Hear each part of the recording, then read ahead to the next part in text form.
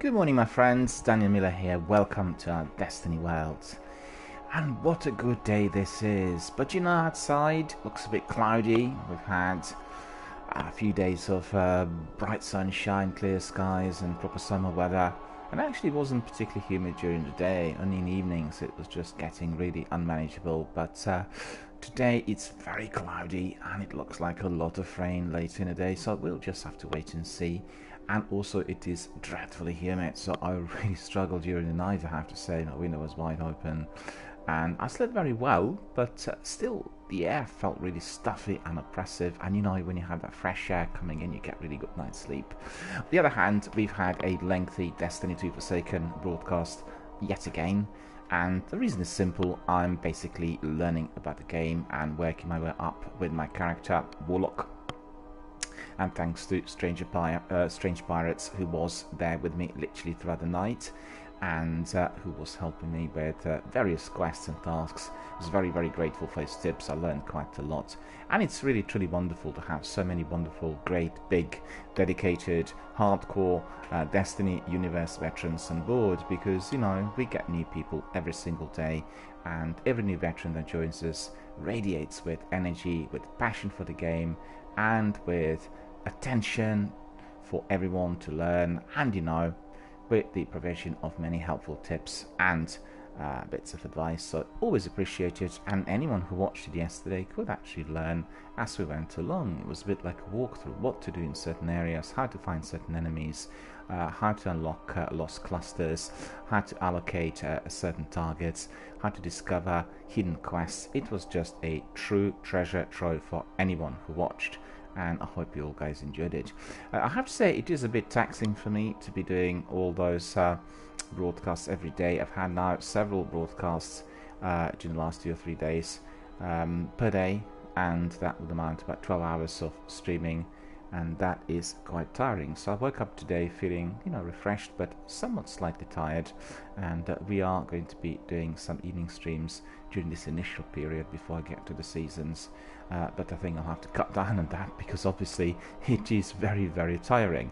And I need to tell you also that our Destiny 1 streams are very, very busy, but Destiny 2 is not, and we get fewer people coming in. So I'd like to invite all of my community that is here every day in the morning to also pop in and have a look at what we do there with Forsaken. We are progressing down Forsaken route rapidly.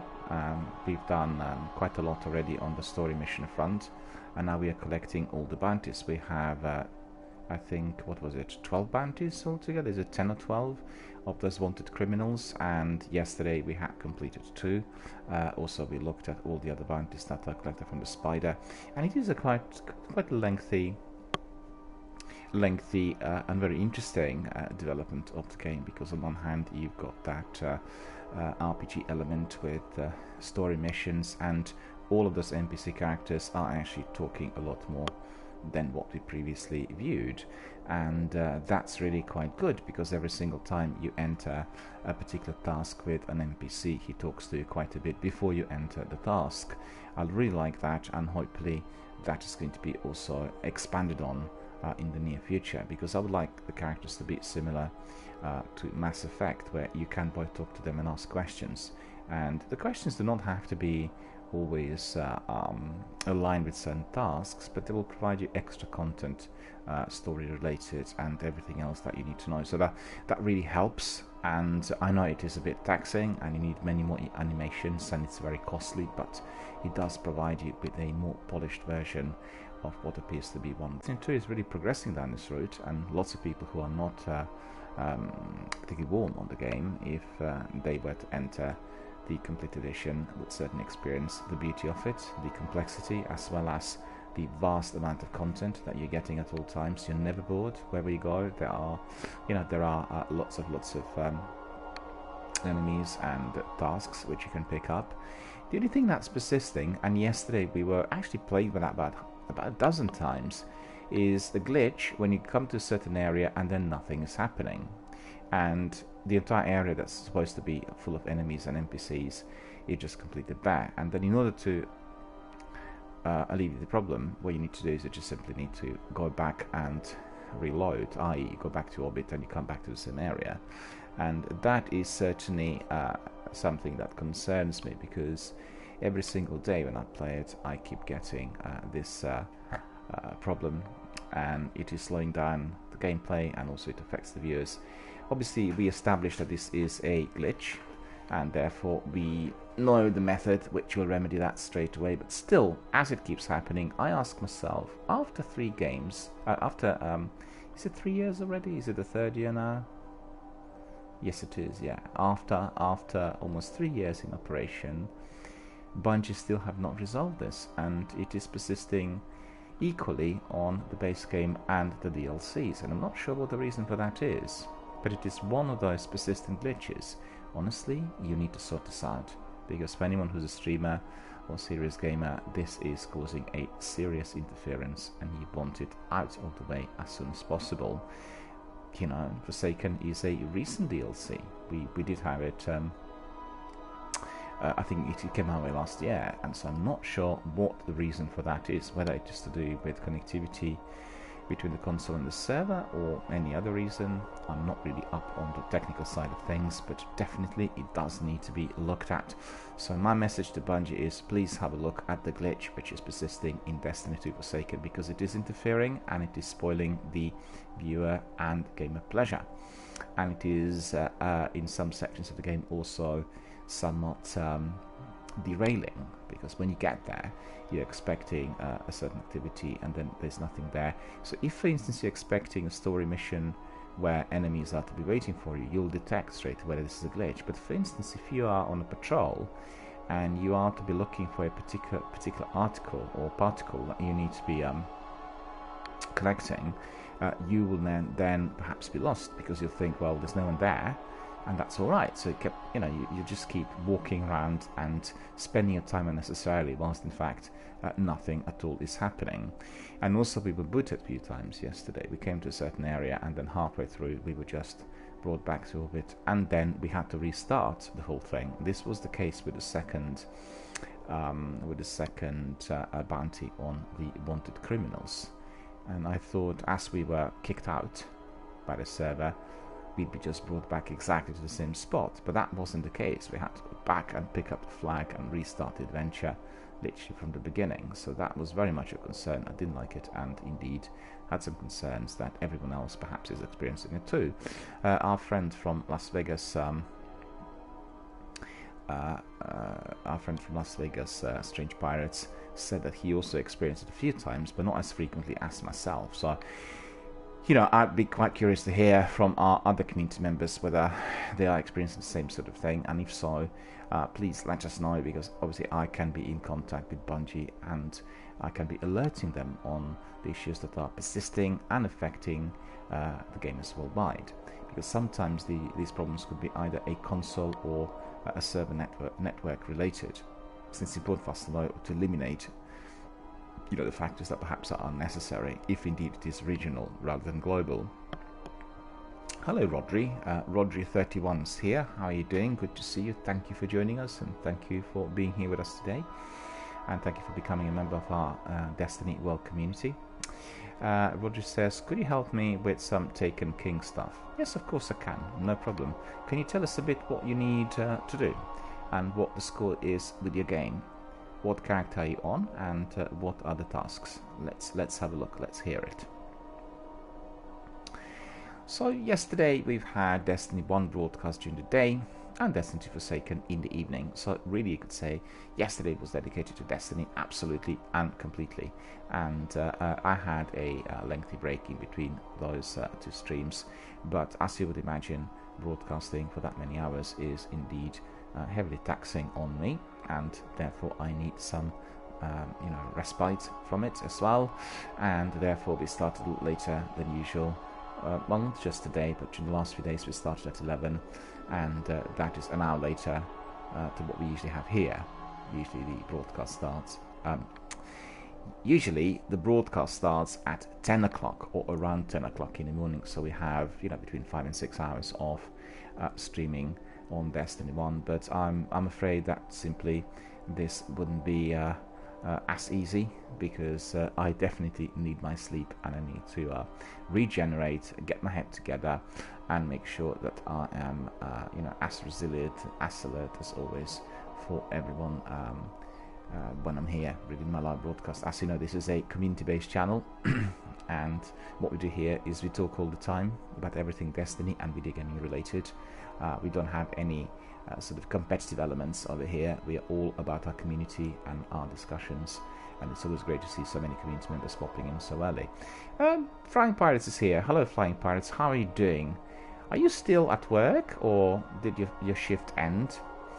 Because after we completed last night, after you went last night, I also ended my broadcast, went to bed, and I slept until now, in fact. So I had a very lengthy sleep, and I think I told you before, I definitely need my 8 to 9 hours every single night. And if I go to bed a bit later, then I sleep longer. So that's just the way it works. It does require, how to put it? I do require a lengthier sleep in order to regenerate. And Roger says 2 of the certain strikes and quests and some story stuff also I dropped a follow. Okay, that's fine, Rodri, that's great. If you can also send me your PlayStation 4 friend request. So if you send me your friend request, then I'll be able to bring you in, and we can do literally all the tasks step by step.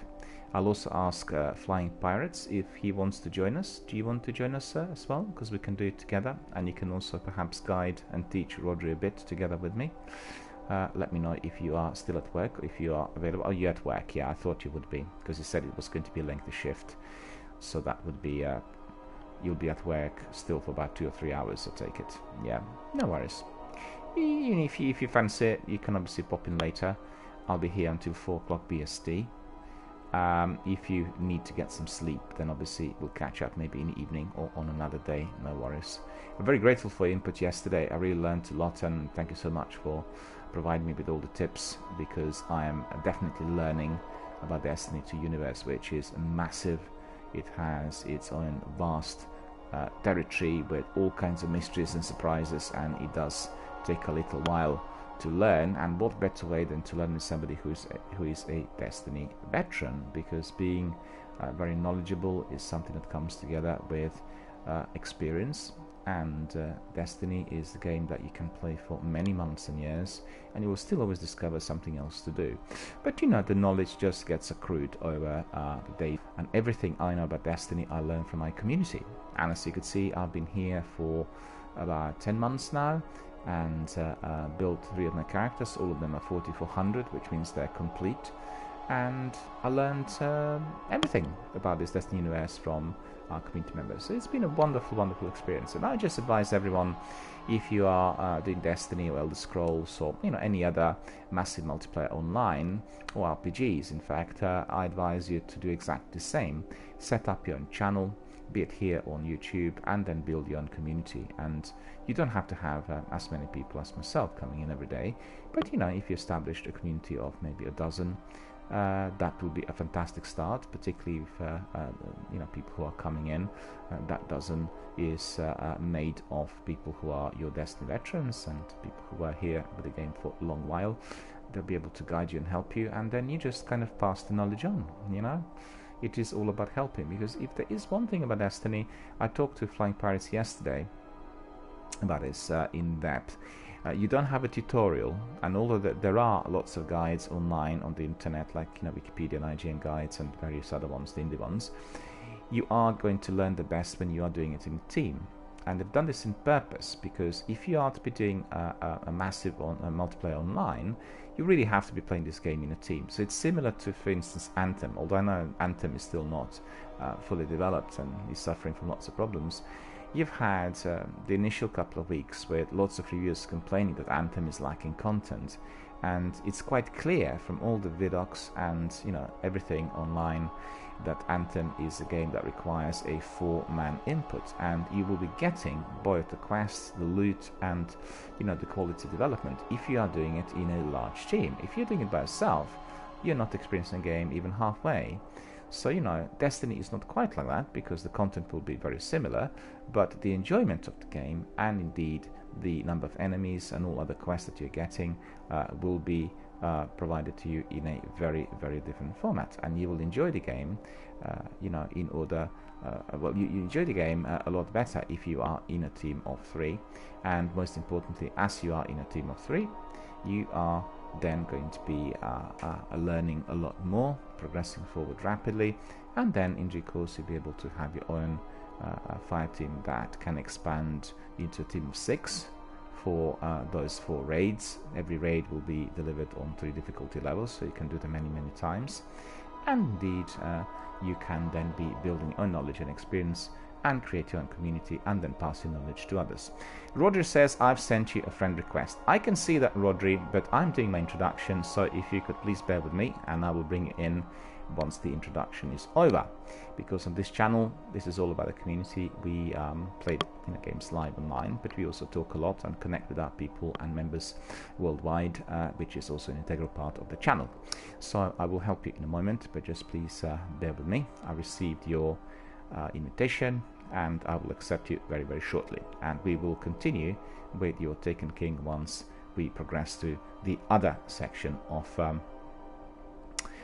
my broadcast, which is doing the game live online. No worries, Rodri, I didn't realize, but that's no problem. It's just some channels are run like a back-to-back gaming. This channel is everything but, this is a bit like when you come to a network of people who love video gaming, and you are in a group of about 30 or 50 people who are kind of all talking and gathering at a certain place and discussing all these different elements of the games they love the most. Just bear with me. I also want to tell you, and I say that every single day, I also have another channel which is called Film Dialogue, and the channel is dedicated to film history, right? So for anybody who likes films, you can always pop in and have a look at the films that I'm streaming. I'm streaming every day on Film Dialogue channel, which is on Rabbit. It is not on Twitch, because Twitch is not allowing films to be streamed, whilst Rabbit indeed provides you with that facility. So you can also set up your own Rabbit channel, and you can stream whatever is accessible through your browser. So anything on YouTube or Dailymotion or anything else through Internet Archive, you can just set it up and stream it. They design it as a tool for people to watch films together. So friends, relatives, user groups, people who belong to a certain club, like a film viewers club, and they can obviously, instead of going to cinema on certain nights, get together and watch and then talk live. You also have like on Twitch, the facility through which you can have your webcam, you can talk live online whilst you're watching a film, you can review the film, you can watch it several times, so it's absolutely wonderful. And basically what I do is I have a major film history hub called Film Dialogue, and this is just one of its arms, and the arm for broadcasting is the one where I stream films. So presently I'm streaming Film Noir season. So film noir was a genre development in American cinema of the 1940s and 50s. It did start in the early 40s with characters who were rather dark and deadly, and it was very much aligned with the era before America entered the Second World War, and then later it developed into those kind of detective stroke crime stroke mystery stories that were providing with that collateral of America being in the war, people coming back and doing all kinds of things and not being able to adjust to the local community. And have lots of thrillers and lots of mystery films with interesting stories, and they are always delightful for any form of reviewing. So if you're interested, I'm presently streaming on Rabbit, so that is www.rab with 2 B's .it / Film Dialogue, right? So it is Film Dialogue on Rabbit. You can find it very easily if you go to my Twitter, and Twitter is @FilmDialogue1, and then you can get the postings basically on those streams, which are basically live broadcasts of films. And usually, well, at the moment currently I've been streaming about 6 films a day, and some of those are also replays. It's like 2 triple bills. So it's very good if you want to really learn a lot about film noir. Lots of films are on offer, you can pick and choose, and all of them are sort of advertised on my Twitter and elsewhere, so people know exactly what we are streaming during a particular day. You can always revisit later on. And for instance, if they wanted to see a triple bill that was, let's say, streamed early in the day, we can always refresh it and provide a replay of one of those films, or even all of them later in the day, if people are really interested. So, you know, I'm building the number of viewers and community members there, and I've had a very successful few months in the course of the last year before I started broadcasting on Twitch.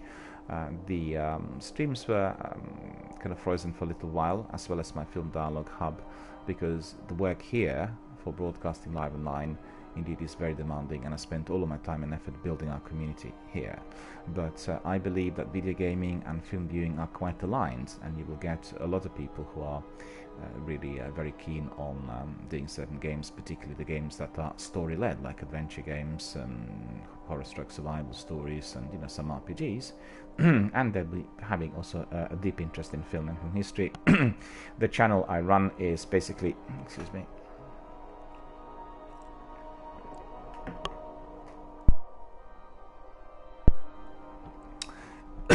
the channel I run is basically dedicated to film history. So for anyone who is a younger enthusiast or a member of kind of film buff community, I'm fully aware of the fact that there are lots of newer films available through Netflix and Amazon. But when it comes to the classics, you know, what film history is made of, there aren't that many. And although there are many films available on YouTube and Internet Archive, particularly the films that do not have copyright or license upheld, therefore they have obviously public domain access, everyone can watch them without any difficulty, people do not know what to watch. You know, they need a pointer, and unfortunately lots of guides on the net are copy and paste kind of thing. You know, they just keep repeating what other people had said.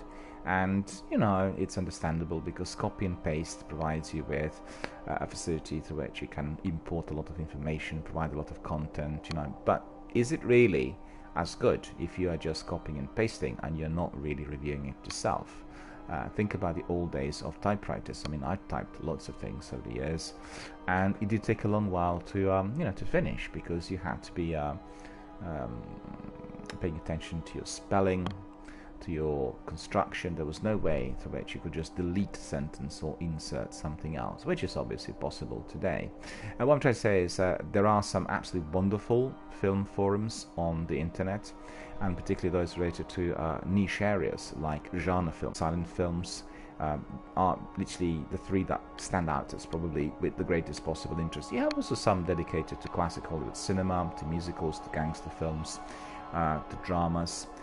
There are forums dedicated to certain stars. You know, all of those are always of interest. But for anyone who is really a true film history fan, it always will be the very best to be, you know, joining and finding out for himself. But he will need a guide, he will need a pointer, he will need to have a hub that is going to be providing him with that core knowledge. And Film Dialogue is one of those. It's still a hub in development, so it's not fully formed. And I have been working on it for quite some time. Its Twitter and blog are, I'd say its Twitter is very active, and I have about roughly between 4,000 and 5,000 daily readers and contributors. The blog has been evolving for about a year, and it does have some interesting information on certain stars and certain areas of film history, and that will continue. I have to be doing a lot more of it.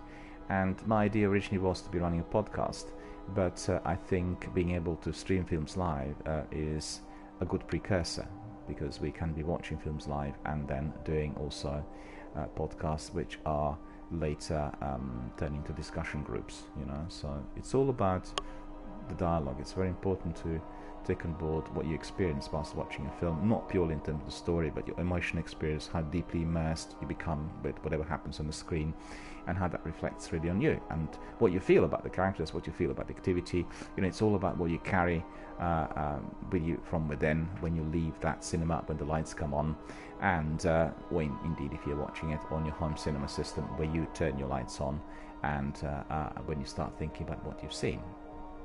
So that's another forum for everyone to enjoy. I actually will write it down here. Bear with me, and we'll put here. So that is film.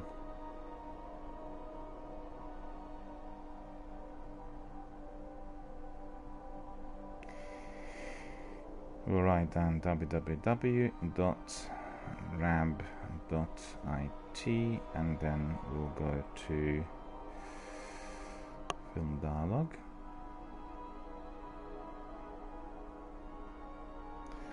Let's triple check. Yep, that's right. So there it is. You can access it through there.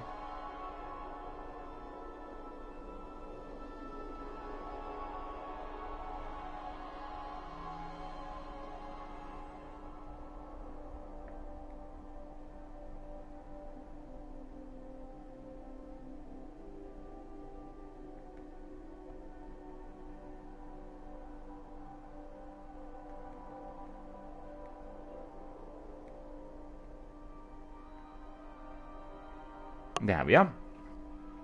So all the information is here on my chat. The link for Rabbit is there. You can just click on it. You can join. I mean, basically, Rabbit is just like everything else, free of charge. You don't have to pay anything, but you need to basically become a member. Well, you need to log in. You need to set up your account in order to access, which is straightforward. And for anyone who likes films or film history, you will enjoy it. And I worked out that one of the best ways of doing it is by providing my streams on Rabbit at the same time whilst I'm here live on air. So if anybody gets a bit tired of Destiny or any other game that I'm streaming here, they can just migrate to Film Dialogue and then relax with the film and enjoy it in full.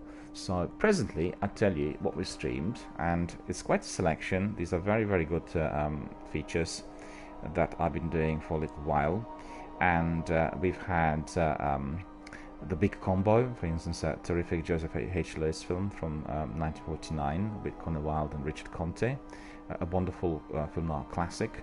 We've had Human Desire, which was there with Broderick Crawford, Gloria Graham and Glenn Ford.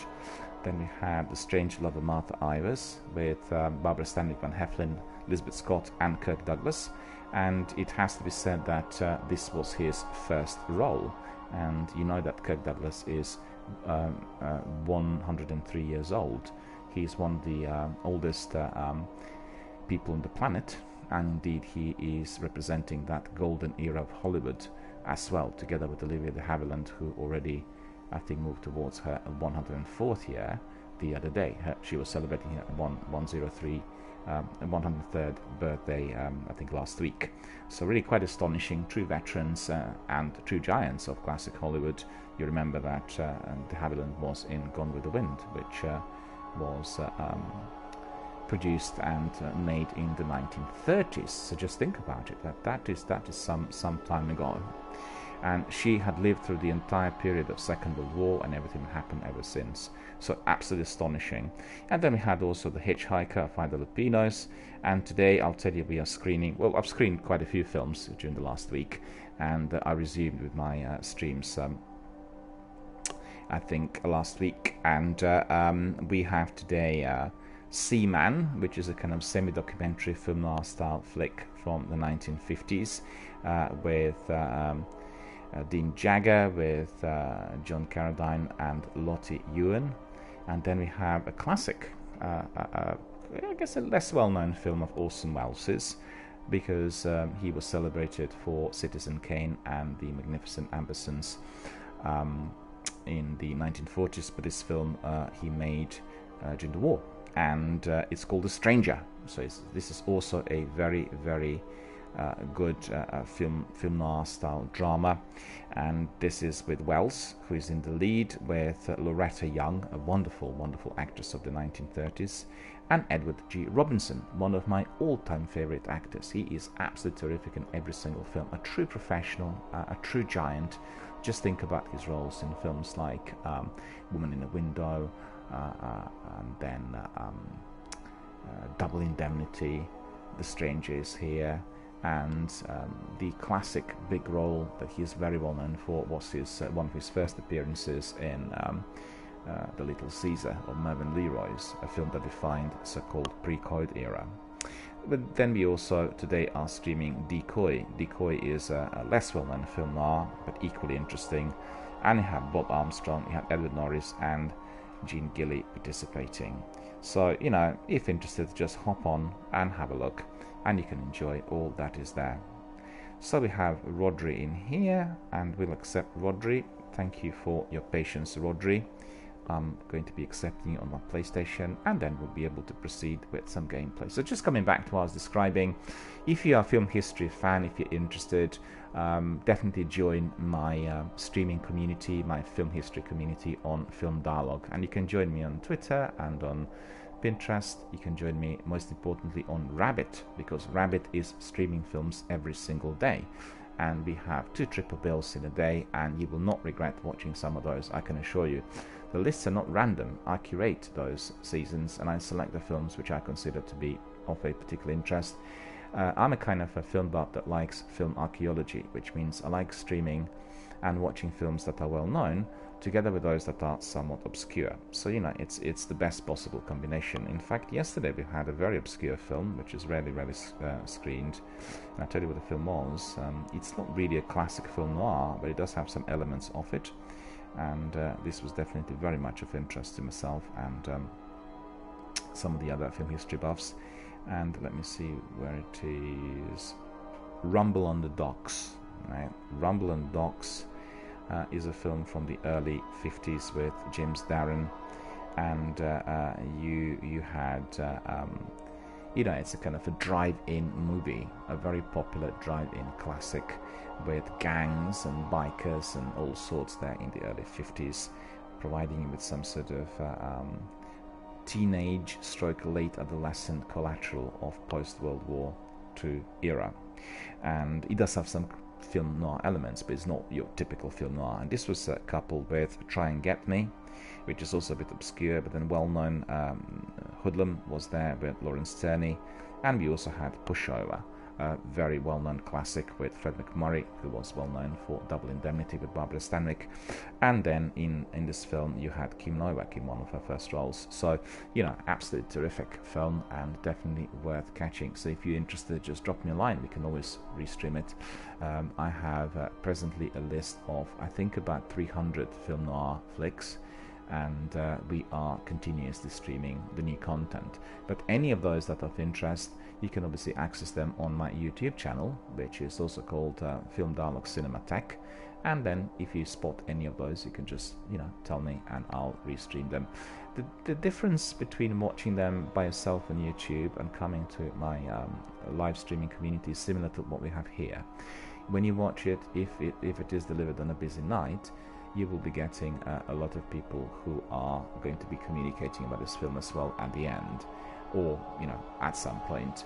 And there are also discussion forums in there which are catering for film history, so it is always going to be interesting. I actually personally do not like watching films by myself. I like going to National Film Theatre, which is run by British Film Institute, or to any other cinema with a group of film buffs, and then as the film ends we get together and we talk, similar to what we do here live online. And my idea was to globalize that network, because as you'd appreciate, people who live in London or Paris or Berlin, they have access to many more films compared to people who live in the rural areas or, you know, other countries. And we have a massive big archive. So the activity which we have live online is restricted geographically to a few of us, or let's say a few dozen of us, or maybe 150 of us.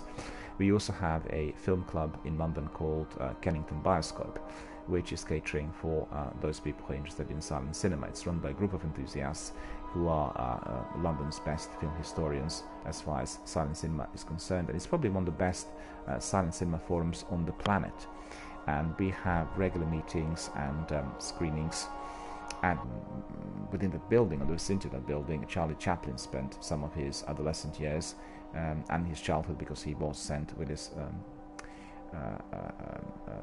brother to a workhouse which was run, you know, within the facility. So it's a wonderful, wonderful opportunity for everyone to experience the place where Charlie Chaplin lived as a child.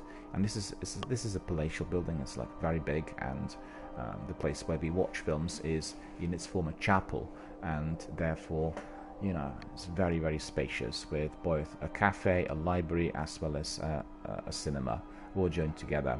And we just had a wonderful 2-day annual silent film festival, which was presenting us with lots of rare films, inclusive of Valentino's, and there were some rare silent comedies and documentaries and travelogues. It was a true treasure trove for anyone who's interested in that sort of archaeology. And we also have regular meetings which are specifically silent film related every third week on Wednesday. So if anybody wants to pop in, just definitely come along, and you definitely enjoy what you see, and you become a member of that silent film buff community.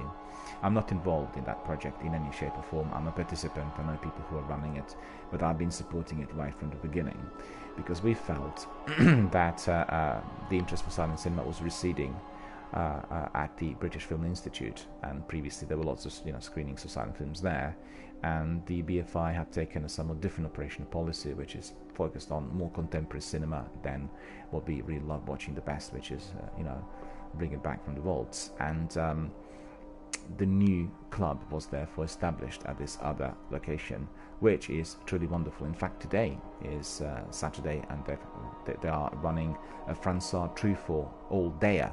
So as from 10 o'clock, they'll be screening lots of Truffaut's films, the vast majority on 35mm prints, for anyone who is still familiar, or indeed are very keen on watching them on celluloid.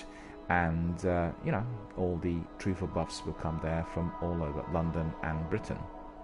So yeah, that was just a brief reminder for everyone who's interested in film history. You can really put two things together. My gaming dialogue channel with the other called Film Dialogue, and you can enjoy them both. If you have any ideas or views or any requests, you can always just drop me a line. You can tell us here live on Twitch, and most importantly, you can always send me an email, and I will respond to that immediately. Both of our communities are growing, and I'm very, very happy with the way things are. But I also want our community related to Film Dialogue to be similar to what we have here, because the interest of the film is quite considerable. Many people are using Netflix and Amazon and YouTube, in fact, to access many features, and I want to be creating, or I really want the community to be similar to what we have at the National Film Theatre, which means all of those hardcore, dedicated film buff veterans and the veterans of British Film Institute, they gather after every screening and then discuss what they've seen, and it's a very interesting discussion. You learn a lot every single time. And we usually have lengthy discussions, and sometimes into the sort of tiny weeny hours of the night. The only thing is that there isn't really a facility on site that is ideal for us to sit down and talk, which is regrettable. And compared to, for instance, Central Picture House, that have their own private club for people who are members of Picture House chain of cinemas. So definitely it is the idea of mine to bring that element of knowledge to the community online, so that everyone who's interested in film history can participate, pop in, have a look, talk, and communicate regardless of where they are. Because don't forget, people live in London, and then because of the expenses and the high cost of living, people depart from London, and then they lose that community unless it is also accessible online, which is giving obviously everyone that instant access. So that is the idea behind it, to turn both video gaming and film history buffing into a global community of fans, followers, and hardcore dedicated veterans of that medium. Right, so we've got everything sorted. We talked about Rodri coming in, and I think what we'll do is we'll invite Rodri, and then we'll do some Taken King activities. If Rodri's here, I need to tell you, Rodri, this is a family-friendly channel, so all we do here has to be family-friendly. The channel is heavily moderated by two companies that provide that degree of moderation, and who are kind of examining the content. So we don't swear, we don't get excited, we are as civil as possible, and always focused on our community. So there are no comments on any form of judgment towards other players or anything that is happening in this wonderful online gaming world. So it has, everything that we do live online has to be aligned with the rules, which are basically that this channel is family friendly. And also, we do not encourage children younger than 16 to participate here on our channel live online, because we have lots of mature viewers and gaming veterans. And if anyone is younger than 16, I would expect for them to have a permission from their parents to be participating, because all we do here is live on air, and in addition to that, it is also recorded, so people can watch it on playback at any given time. So I need to make that clear, because I've had some messages coming in recently. We've had a few children participating, and people asking, well, what, how come and why and all that. But gaming is applicable to all generations, and many of our younger viewers really enjoy both watching and gaming. So it just needs to be made sure that they have permission from their carers or adults that they can be indeed live on air, which is the case with any form of broadcasting, as you would be familiar. Okay, so we have Hunter, and Hunter is a human male played by DRBMiller.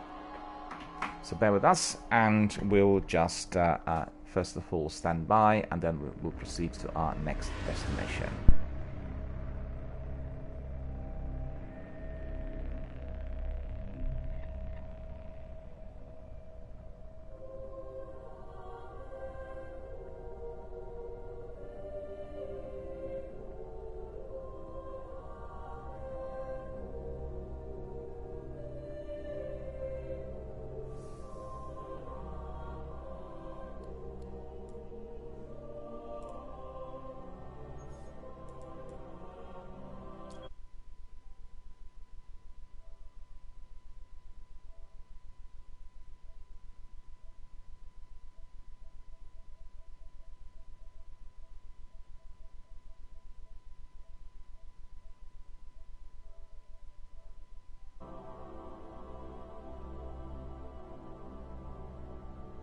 There we are, inviting Rodri to join us. I sent you our party chat invitation, as well as our game invite. So whenever you're ready, you can just pop in, no problem. We'll just wait for you to join us. So for the benefit of our viewers, as you can see, today is going to be another wonderful community day, and we are going to be helping our friend Rodri, who I believe is in the US, right? Are you in the US? Mm-hmm. Hello, how are you doing? Good to see you. Are you under 16? Do you have a permission to be live on air from your parents? Are they happy for you to be doing this? Okay, thank you. Okay, cool. So what we'll do is we'll just basically follow your game. And what I'll do is, once you join us, then we'll turn you into a team leader, and you'll be guiding us really to all the tasks that you've got, and we'll start as a team of 2. We may have other people joining us as well, and we might be a team of 3, be able to progress rapidly in the game. So that's going to be cool for everyone. I could have one person join us. They would have to be a member of our community, because it's a live online broadcast. So don't worry about this. We'll do it as a team of 2 to begin with, because I know I have several people who are on my list. They're sort of kind of queuing up, and I'll bring them in to help us if they come back later. Strange Pirates is one of them, Sakapupa is the other, and what's the best for anyone who's a junior member of our community, of our Destiny world, is you have veterans coming in that they can actually be teaching you as we do certain tasks, because they know absolutely everything. I don't know whether you watched my broadcast last night, but I was doing Destiny 2 Forsaken, and Strange Pirates, who is our member from Las Vegas, was guiding me through certain areas. He knows literally every single thing about what needs to be done in there. So it's a tremendous walkthrough, and you learn as you go along instantly, and all the knowledge stays with you straight away. So it's a very good way of learning. As you know, Destiny is a very big game. It's very complex. There are lots of things to do. Particularly Destiny 2 Forsaken, which is kind of a bit more advanced compared to Destiny 1. Are you playing Destiny 2 as well, or just Destiny 1? Are you playing Destiny 1, Destiny 2, or just Destiny 1? Both, actually. Yeah? Okay. And you've got several characters, so you're just working on one character? I'm just working on... I just got my DLCs last night. Okay. Destiny 1. So I'm already done with The Dark Below, and I just got pretty much almost done with Taken King. there's just a couple missions that I need help with. No worries, no worries. Obviously, when you have people who already completes the game, who have 4400, who got all the exotic weapons, they'll be of great assistance, because with those kind of massive exotic weapons, they can just walk through certain missions towards the end, particularly when you have to tackle those bosses, you know, because the bosses will have to have like serious opposition, and that will make it easier for you to complete. But then eventually, when you complete everything, you'll go and do those exotic weapon quests, and they will be then, you know, a proper game changer. It'll be much easier for you to do it with your mates and with everyone. The weapons like Dark Drinker, the exotic sword that I'm using, and then yeah, there's Sleeper a Simulant. quest for the exotic swords that I kind of have. It's where I need to reforge. It's called. I'm on the quest of reforging the blade to get the sword. Yeah. That you need to get the quests for.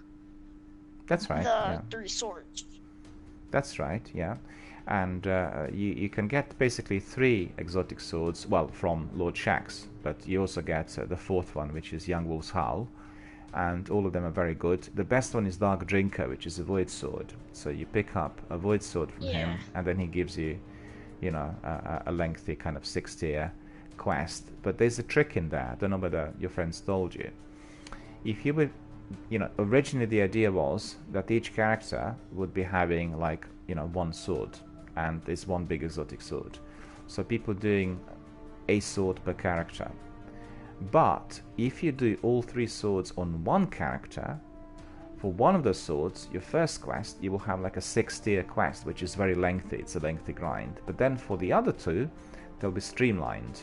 So they'll be much faster, you know, in terms of acquisition. You will not have to be doing everything. So depending on what you like, I personally like doing it in a longer run, so it becomes a lengthy grind, and I've done mine on separate characters. But it's worth keeping in mind if you want to get them quicker, so that you can have all 3 of them.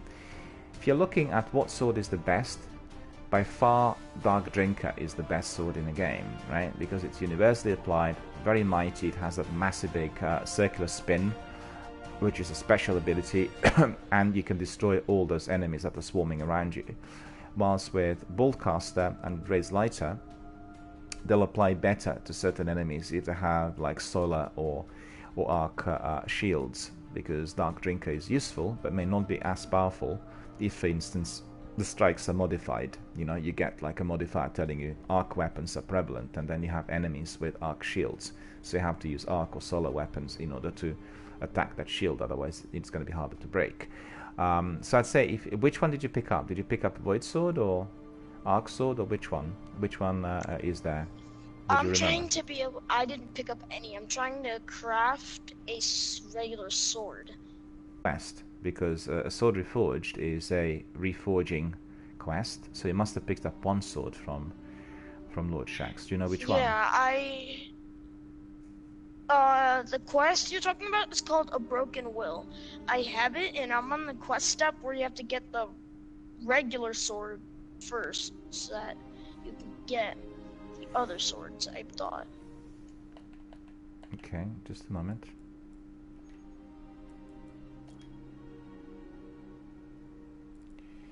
I've got a problem here with my settings because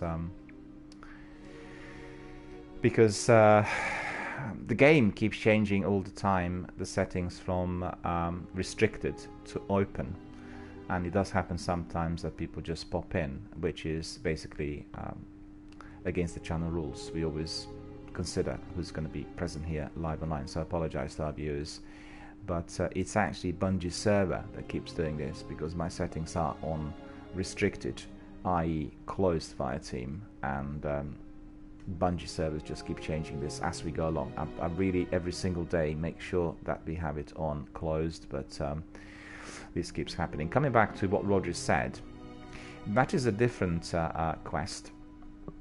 The one that I guess you will be doing is the Sword Reforged. Have you activated that quest already, or you've just seen that this quest will be available? I do not know how to activate that quest. Okay.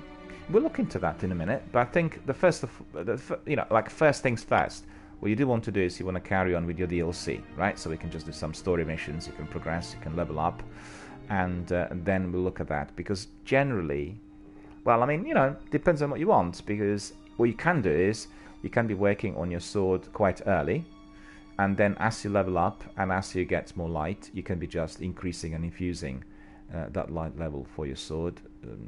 Top-notch swords will be very useful with everything, but they become particularly useful with top-tier activities in Destiny, and that's Silver Heroic Strikes, Weekly Nightfall, Prison of Elders, Archon Forge, and then most importantly the raids, right?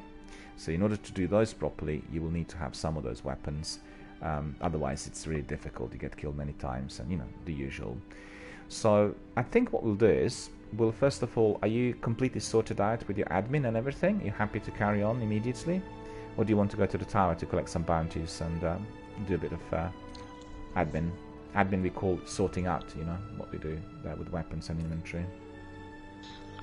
Can we go to the tower? Yeah, I need to collect my bounties and do a few things in there as well. So we'll do that. Yeah. And then I'll turn you into our team leader, and then you'll be basically guiding us through whatever we do together. Okay. And that will I be... have something called the 3 of coins. I don't know what that is. Well, that is a very, very important consumable. And 3 of coins is a consumable you can purchase from Zer, or you could be given as a special reward. So the way it works is, you know, you have all these enemies, and you have red bar enemies, you have yellow bar enemies, and then you have champions. The champions are the big bosses, like the most difficult enemies to kill, right? And they obviously have yellow bar, but they're like really difficult, big ogres and big knights and, you know, all sorts, Omnigol and Crota and all these. So before you are entering a strike, what you will do is you will use that 3 of coins, right? You'll use it. It's like anything else that you have in there, which is like consumable. And when you use it, it will basically provide you with a possibility that once you destroy the boss, they'll be dropping some exotic items, you know? So it doesn't happen every single time, but every, let's say, 3rd or 4th strike, if you are using 3 of coins, you then will be having some exotic items which are collectible. Do you follow me?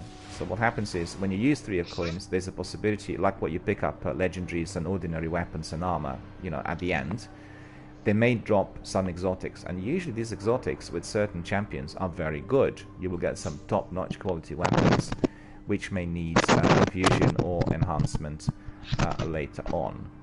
So that is what you can do. What we'll do is, as we do some gameplay, maybe we'll do a quick strike, and then we'll try, you know, and we'll see whether this works. So it will give you definitely some extra weapons. Also, in terms of the vault, remember what you want to do is, what you keep in the vault needs to be just legendary and exotics, like the top quality. Everything else you can dismantle for materials. And once your vault is full, what you want to do is, you want to be getting the top-notch weapons with power level of 400, or, you know, anything from 390 upwards, because they will be useful.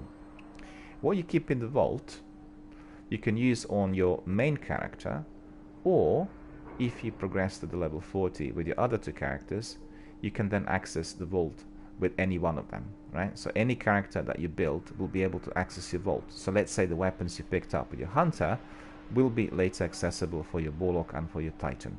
So that's also very important, you know, because all the weapons you collected will be there. Maybe at the beginning, if you are on your, let's say, warlock, after completing hunter, you need to wait until you come to level 30 or so, and then you can use everything which is of, you know, particular magnitude, the weapons that are most powerful. But it's very, very useful, because your characters could then use some weapons from the beginning compared to the first one, who's basically just very weak and is working his way up the ladder, so to speak. Alright, so let's have a look what we've got here. I need to do, before you go to any activity, any battle or any strike or anything, always go to this character here, the bounty tracker, right? And you pick up some bounties from him. The bounties will give you extra rewards. We'll do that in a minute. So presently you have to go to one of the other characters, right? You need to talk to someone, to Zavala, or did you have to go and speak to anyone? I forgot to ask. Yeah. I just went to the Lord Shack's, and there's a quest he wants. It's not an exotic quest or anything. It's just for a broken will, reforging the blade. And then Right, he says so- I need to provide materials, 10 motes of light, which I have, and then hadium flake. I have none of. Okay, so just follow me. Are you here with me? Let me see where you are. You got a train. Are you? Right here. Stomp you flat. That's you, yeah? Next to me. Mhm. No, hold on. Stand still for a second. Yeah, that's you. Okay, so just follow me. What you need is some extra materials, right? So what we'll do is we'll go to Vanguard Quartermaster, and from Vanguard Quartermaster you can purchase some of these materials. It did take me a long while to learn this, and my community members obviously pointed me in the right direction. So he's always here, right? You come to hangar, you go straight up, and then you come to him. He is to your right, so he's the first person you'll see, or the first character you'll see here. It's your Vanguard Quartermaster, Okay. right? So what you do is just approach him. You'll get his inventory, and then push this inventory with your mouse or with your controller down to the bottom, right? So it's very important that your circle thingy is right at the bottom, right? Because when you open it, you will not see materials, but when you push it all down to the bottom, can you see material exchange at the bottom? Yeah. Yeah. So you see you've got here legendary marks, spin metal, you have relic iron, you have helium filaments, you have spirit bloom, and you have worm spore. So let's say you are short on some of the materials and you have quite a lot of legendary marks, right? You will do purchases here from him to help you to unlock perks on your weapons, right? So you, instead of going to the Plaguelands and basically farming those materials and collecting them bit by bit, you will have a shortcut. But in order to do that, you will need to have many of those legendary shards, whatever they're called, legendary marks, and then you just purchase, because each one of those will cost you 10 legendary marks, right? So the ones you need is Hadium Flakes, and that's basically... No, hold on a minute. Did you say Hadium Flakes? Or is it filaments? Yeah. I think it's flakes. Right. Well, these ones we can't buy from here. They are to be picked up from Dreadnought, I think. And we'll need to go to Dreadnought, and therefore we have to pick them up there. So I think what we'll do is we'll probably go to Dreadnought first, because they're necessary for your sword quest, right? So let me just double check. Just bear with me. I want to double check to see exactly where they are, so we're not sort of having an empty run. We'll do that immediately. Bear with me. And Oh yeah, quest from Rise of Iron. Yep. Even though I didn't even start Rise of Iron, like I didn't start the campaign or anything. Yeah, Kvosta rifle is the one you picked up when you started in the mission 1 of the game. You remember when the Ghost kind of discovered the Guardian and then resurrected him, and then they went into... You remember? Yeah. So the first weapon you picked up there was Kvosta rifle, automatic rifle, which was very useful and very effective. And then later in the game, you've got this quest through which Kvosta rifle could be turned into an exotic weapon. This weapon is quite powerful, perhaps not the best automatic rifle, but very powerful as well. And then you will have a quest that wants you to be looking for Kvostov rifle parts, right? And then you're going through, I think it's in the Plaguelands, you go through various areas in order to collect these parts. So once you complete all parts, then you will automatically be granted the exotic version of that weapon. So it's very similar to quests you get for any other exotics that need to be kind of upgraded, like for instance the exotic swords or exotic hand cannons or exotic fusion rifles. So we can do that also bit by bit, I think what's important is first things first. I think generally the way I do it, I do systematically. I do the story mission first to get them out of the way, because they tell you what's happening in Destiny. and then I do all the other quests bit by bit. Although some people disagree with me, they'll say it's the best if you get those exotic weapons as early as possible, but then it can be sometimes a bit hard if one isn't kind of powered up enough, you know. That's the major difference. But you know, it's a question of preference. Let me just see where these Hadian flakes are, because as far as I remember, they're on Dreadnought. Just bear with me.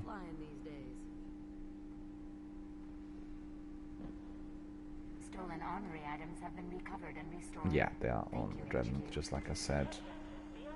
How do you get them on Dreadnought? Well, basically what we need to do is we need to farm them, and they will be in chests which are scattered throughout patrol mode. So we'll do that. We'll go there and have a look. So if you want to, we can first of all collect some bounties.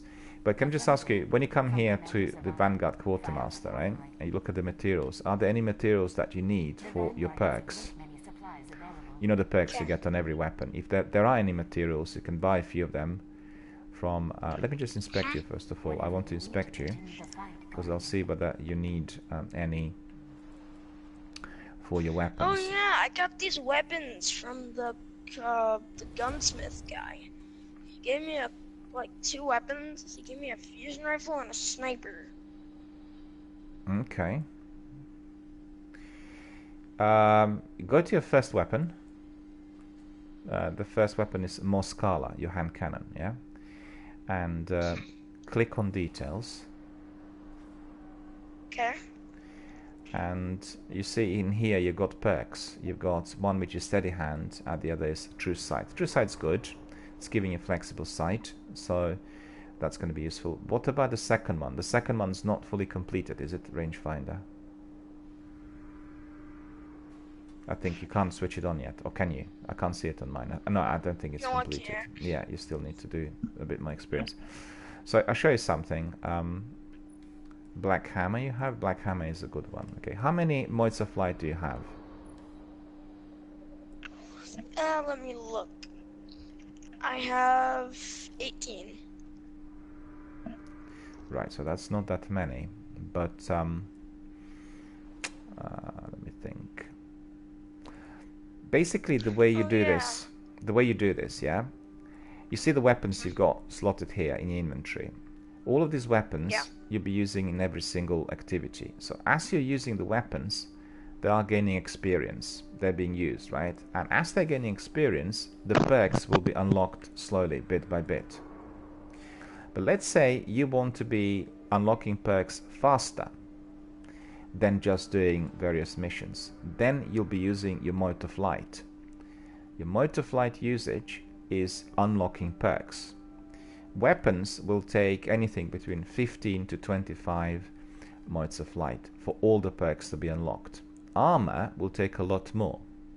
So the best thing to do if you want to be upgrading your perks is basically to put and slot all the weapons and all the armor that needs to have upgrades on the perks, right? All of them. And then you use, let's say, 15 to 25 modes of light, and automatically they will be upgrading the perks. So for instance, you see you've got here your Black Hammer. If you use 15 modes of light, this Black Hammer will have the vast majority of these unlocked, and then you can equip them straight away. So if you happen to that, you said you had 15 or 16, did you say, modes of light? 18. I mean, it would be useful to upgrade some of these, you know. So if you want to, you can do that with 15 of those, and then lots of these perks will be unlocked. Because I can see lots of these perks are not unlocked, and they need to be in order for your character to be a bit more powerful. On the other hand, you have lots of weapons in here. Can I just ask you? You have lots of weapons and armor in here, which is non-legendary. You've got green and blue. So the only one you got here, which is legendary, is Black Hammer. Is it that you don't have any other legendary weapons, or you just like these? I don't have any other legendary weapons. Okay. Okay, so the best thing to do... I don't have one exotic either. Yeah, so the best thing to do would be first to probably play the game instead of using your modes of light on the blue or green, because blue and green always have to be discarded. They're not particularly powerful. Legendary exotics are the ones where we're going to be using our modes of light, you know? I mean, if you want, you can use modes of light at the moment, because they will unlock Black Hammer's perks, and Black Hammer becomes a lot more powerful then. So it will be, you know, this weapon will be a lot more useful than what it is at the moment. I think I should save. Well, when you do strikes, when you carry on, you get a lot of them, so they're not really scarce. You know, you can build probably mods up to anything between 150 and 350 quite easy. But it just comes with consistent gameplay of certain sections of the game. Do you know what I mean? Because the story missions do not provide it as much, but the strikes do. The strikes, any of those, are very useful for accruing some of the higher... some of the missions you need to do are strikes. Well, I think for mods and for strange coins, that will come out on rewards, you know. So more difficult the activity is, better the rewards. So what we do generally here, you know, as we are sort of leveled up to 4400, we do consistent weekly tasks. So that's the weekly Nightfall. Then there's the weekly Siva Heroic Strikes. Siva Heroic Strikes are the most difficult, and they give you the best rewards. You can do all the other ones, but the best rewards will come with Siva Heroic, and they come up as your weekly tasks as well. Then we have your weekly Crucible, your weekly story missions. Do you know what I mean? But I think in order to do that, you'll have to level up, and you have to have light, which is somewhere around 390. Once you pass 390, then it's quite easy for you, you know. But if you are under-leveled, if you're like 250, then the enemies will be a bit hard to kill. You can be in a team with somebody who is 4400, and it's going to be easier, and you'll still be getting the same rewards. You know what I mean? So if you're considering whether to try them, it's the best doing them with somebody like myself or any other community veterans here, because anything they do will also reflect on you. Do you see what I mean? So they'll be able to destroy the big bosses, and you'll be able to collect good loot.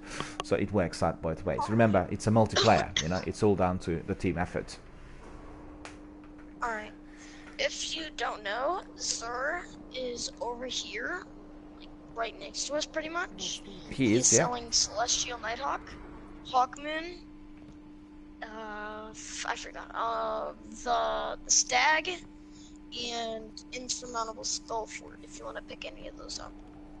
That's right, Zur is here, and I always do Zur first thing on Friday morning.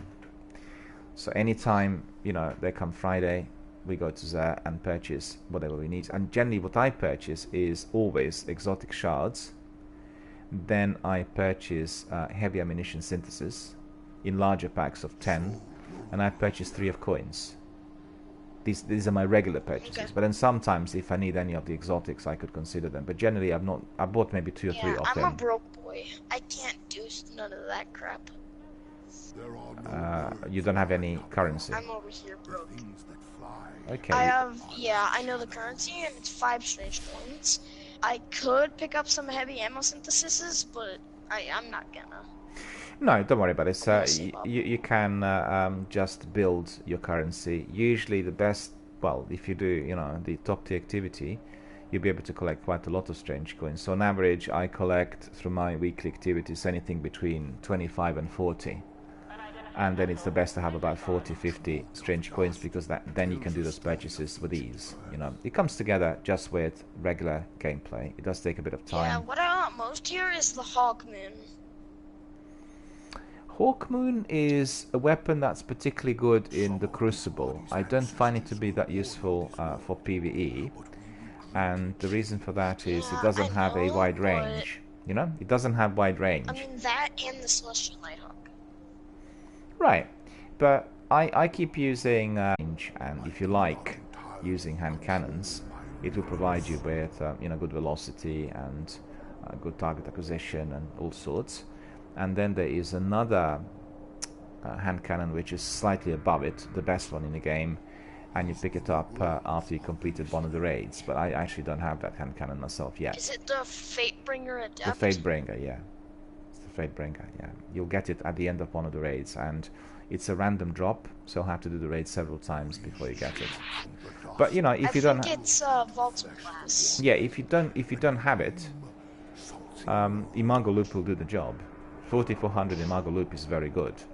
It's just that, well, It's down to the player preference. If you are using a combo of weapons like myself, let's say you have Imago Loop as your primary, you have Devil's Dawn or Black Spindle as your secondary, and then you have either Dark Drinker, Exotic Sword, or a Galahorn, you know, the rocket launcher, the exotic one, as your heavy. It will be down to the way you use those weapons. You'll find that people who are not using Dark Drinker, the exotic sword, will resort to Fatebringer quite a lot, because Fatebringer is more powerful than Imago Loop, and you know, they'll be using it for rapid action to neutralize as many enemies as possible.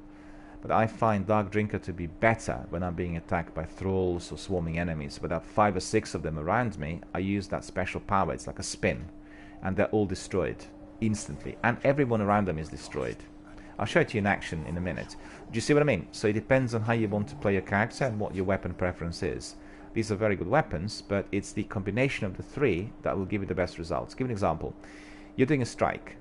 So the first part of the strike, you use the exotic sword in order to neutralize all the ads and, you know, all the minions of the darkness. And then when you come to the end, you have a boss that needs to be destroyed.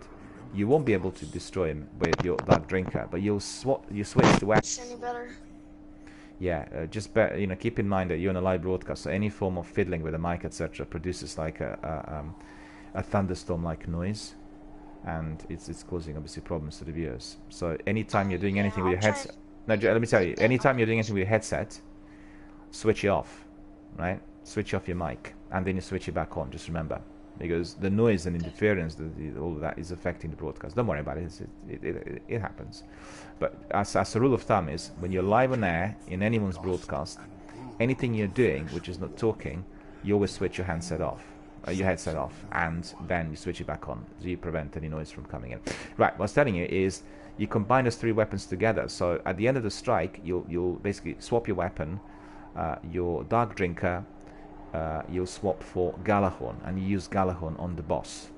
Depending on the boss, some bosses may need an exotic sniper, some will need Dark Drinker, you know, and also it depends whether you're doing it by yourself or in a team of 2 or 3. But do you get my idea? Fatebringer is great, but Fatebringer is not like a necessity. Don't think if you don't have it, you can't do anything. Well, no, it doesn't work like this. All the other weapons will do the job.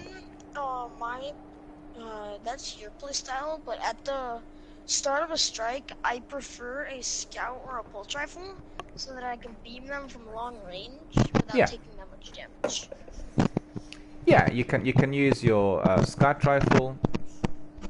There's noise again. What's happening with the headset?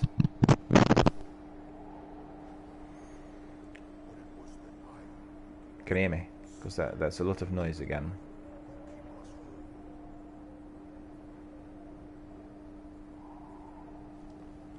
No, I can't hear. I think you disconnected. No, I didn't. I was trying to fix my mic. Yeah, the best way to do it is, what you do is, make sure the mic is not too close to your face, right? These headsets are very, very sensitive. So what you do is, you make sure it's sort of further away, but not too far. Not like in a straight line, but sort of bend it in a half curve, right? So it's about 3 inches away from your face. That's good enough. Okay. And then if you are, for instance, doing it with a headset, what you do is, I don't know whether you have the mic which is mobile, because you can just, you know, turn it towards the top of your headset. So what I do is I just do it like that from here, this noise, yeah? I turn it upwards. Yeah, no, I don't. I have a wired. Is your mic Yeah, I don't have it. is your mic visible, or is it like inbuilt? It's visible, isn't it? It's like the one. I think it's a headset. Yeah. I'm not sure if you know the brand. It's a HyperX. No, I'm not familiar with the brand. But do you see your mic, or is it inbuilt? I can see the mic. Yeah, that's right. So basically, you just adjust. It's adjustable, isn't it? Can you bend it a bit, or is it just fixed? I can bend it. Oh, you can't bend it. Yeah, that's. It's a different kind of headset, because on mine I can bend it and adjust it accordingly, which means I positioned 100%. The ones which can't be bent, they create all the noise, and I think if you are in a live broadcast, you always have to switch off the headset, because the noise is, you know, really like a thunderstorm for everyone who's watching. Don't worry about it. It's all good. What we were saying earlier, we were talking about the weapons, and you said you preferred scout rifle. A lot of people use scout rifle instead of sniper because it's a repetition weapon, and it's down to the player preference. You will find that sometimes if you're doing the activity by yourself, doing it from the distance, sniper rifles, scout rifles work better than hand cannons, and at other times. The only reason I don't prefer a sniper rifle is because it doesn't carry that much ammo. Which one? Like something like an icebreaker. Well, your pulse rifle, you say? I don't really use them much. I use mainly hand cannons and automatic weapons. It's down to the player preference. We have plenty of choice, lots of items to pick up, and when you do Destiny 2, in there it's almost like infinite number of items which you can collect, and it's down to the player preference and style. Some people like playing stealthily, other people like, kind of forceful aggression, and you will choose the weapons accordingly. I think if you look at an aggressive approach, you will want weapons that are providing you with rapid fire, and also the weapons which are as effective as possible. So you'll have like the best possible automatic rifle, and then the best possible exotic sword, and the best possible secondary as well, like the best fusion rifle. People like using some fusion rifles instead of the snipers. So it's down to the preference. You know what? We talked quite a lot. Let's do some action, shall we?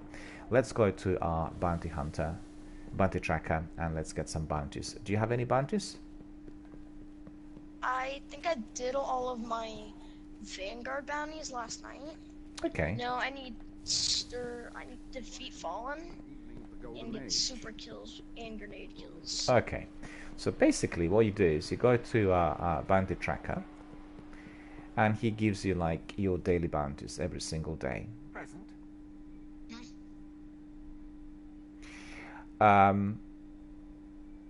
Flying Pirates tells me that oh, there's no video. I see. I beg your pardon. I don't know what the reason is for that. It looks like there are outages on PlayStation Network. So what we need to do is we need to restart the broadcast. So Rodri, it looks like there are some outages on PlayStation Network. I've got some messages from my viewers saying that they've lost signal. So I'll need to restart the broadcast. We'll do it immediately. I lost signal to like the internet sign, and then there's an error. Yeah, what we'll do is we'll restart the broadcast straight away. So what you do is, don't go away.